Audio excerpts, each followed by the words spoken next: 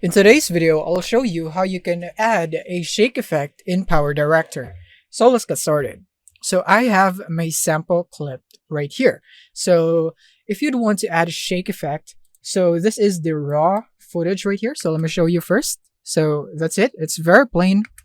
And now I'm going to add a shake effect into it. So I simply want to go here into effects, and you want to do this too. And then go into video effects, go into motion.